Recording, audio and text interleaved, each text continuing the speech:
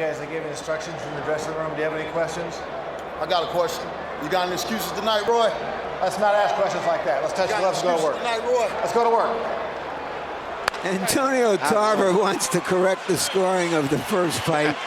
Roy Jones, in effect, wants to avenge a victory that was too close for his comfort. Let the fisticuffs begin.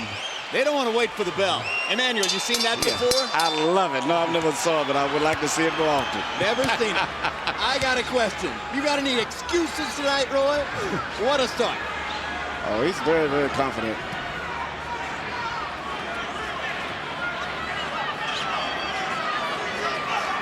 One thing Jones told us in a meeting yesterday, he said, you know, you never saw Tarver with his back to the ropes last November. That was because I was too tired. He said, tomorrow night, I'll put Tarver against the ropes. And one of his most effective punches sometimes is that counter jab of Roy's. Whenever a southpaw jabs, he likes to counter it real quick by slipping and then shooting his own jab very fast. Now, they feint and face each other and feint again, and the crowd already rested, wonders what's going on. But Larry, what's really happening here is that you have two natural counterpunchers against each other, That's right. And Roy Jones is taking a more positive, aggressive stance, but he's not throwing any punches yet. Neither is Tarver. Neither man wants to go first. Finally, Tarver leads. After about a minute, we see a punch.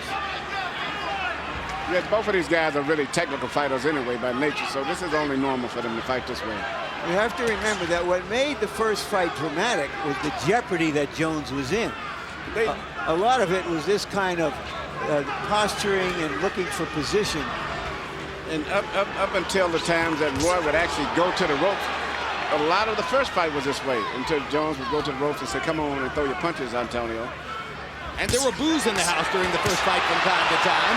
And already Jones is much more active and much more effective in round one. That was the case on November 8th, when he seemed totally out of it those first two rounds. And trying to keep the fight right in the middle of the ring where he has an advantage. Straight right hand upstairs, straight right hand to the body.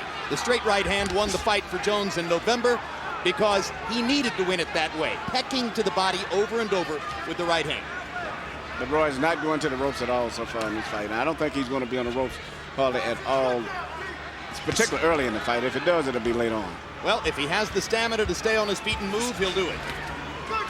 Now they're fighting in the center of the ring, and his hand speed and foot speed is being a problem for Tarver to deal with. Because at this weight, there's never been hand speed and foot speed like Roy Jones. Whoa!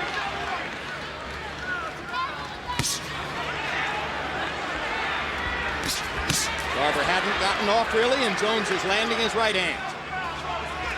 So even though much of the first round was a phony war, posing and staring and looking, Jones has scored enough. He's scored enough to win the round, possibly, but he hasn't really been able to penetrate or find a style yet that can penetrate through Tarver effectively. Tarver lands a right hand. Good right jab.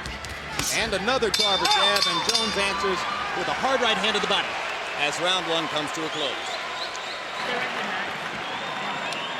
All right, baby. That's what I want. Just keep the control. Keep the control.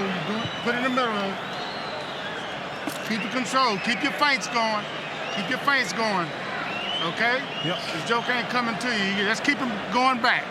Only round one. Let's get that jab working now. Okay, let's get the jab going. Too much respect. Okay? Don't give him that much respect. Baby. Okay, when he's backing you up, stay low. Stop using that word, respect. Okay, baby. So Ain't that no was fucking you. respect Then for let's go out there and get yours. Come on, Then go get yours, baby. Okay? Let's go get yours. Okay? Same as the last fight. Ain't nothing different. Okay? He's just trying to bully you. Okay? We ain't here for that. Okay, baby? Stay low. Keep that jab working now. Jones's good friend Derek Smoke Gaynor is seated in round two. Between rounds, after listening to Alton Murkerson, Jones nearly craned his head all the way out between the ropes to listen to whatever it was Gaynor had to say. So evidently he has a lot of respect for Gaynor. It's interesting, Murkerson has been with Roy throughout his entire career, and that's really rare today. It means about going on those 16 years almost. Well, Roy Jones has been very loyal to people who work for him and to his friends. He's a good man, and he's helped a lot of boxers down there. in his town. And in addition, he's one of the few guys that continually contributes a lot to helping Joe McClellan. He's been the chief benefactor to McClellan, who has been in distress ever since his 1995 fight with Nigel Benn. Of course, McClellan and Jones were rivals in the amateurs and might have fought each other as professionals. Yeah, you know what? It's still interesting that even though he knew that he may fight Joe, when Joe would fight a lot of fights, he would actually come to the fights early in Joe's career and support and even worked in the corner with him one time. Now in round two, very much the same kind of action that you saw toward the end of round one. Tarver stalking now more aggressively, more concertedly, and seemingly accepting the role of the leader in the counterpuncher's war. And there's a hard left hand by Antonio Tarver. Jones tries to come back with a right to the body and a right upstairs and another right to the middle of the belly. You know, it's interesting. I'm watching Tarver. He seems to still be giving Roy problems. Roy has not found a way still to get a sustained attack against him. And down goes Jones on a hard left hand, and that is the most that Roy Jones has ever been hurt. Only Lou DeVal ever knocked him down. Jones may not get up, and he makes it up. It's over. Jay Nady stops the fight, and Jones is still on Queer Street, and that's amazing. What a statement by Antonio.